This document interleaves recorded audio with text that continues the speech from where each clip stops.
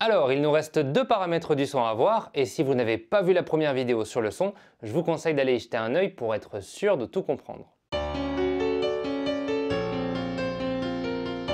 On a déjà établi que le son est une vibration de la matière qu'on peut comparer à une vague. Tout comme une vague, il y a un début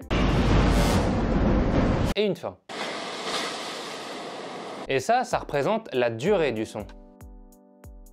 La durée d'un son, c'est la période pendant laquelle un récepteur arrive à percevoir les vibrations. Et cette période peut être calculée de plusieurs manières, et pour un non-musicien, on utilisera simplement des minutes, des secondes, des heures, etc. Mais demander à des musiciens de jouer ensemble la note Do pendant 2,7 secondes n'a pas de sens. Ce que tu dis n'a aucun sens. Heureusement, il y a un système bien plus pratique pour gérer la durée des notes en musique, mais on va pas le voir aujourd'hui.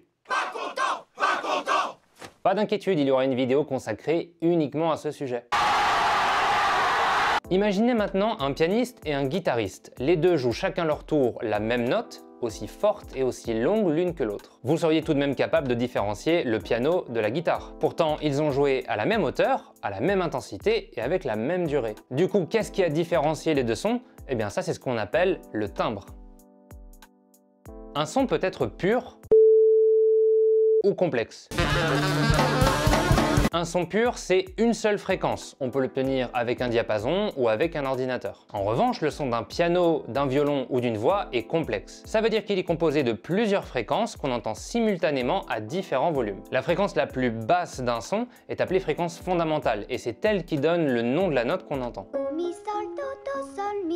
Les autres fréquences qui composent le timbre s'appellent des harmoniques et ce sont des multiples de la fréquence fondamentale. Par exemple, si je chante La, on va entendre la fréquence fondamentale à 440 Hz, mais également les harmoniques à 880, 1320, 1760 et ça continue toujours avec des multiples de 440. Si quelqu'un d'autre chante la même note, on entendra les mêmes fréquences, mais peut-être que l'harmonique à 880 Hz sera plus forte chez moi et peut-être que celle à 1760 sera moins forte chez cette personne.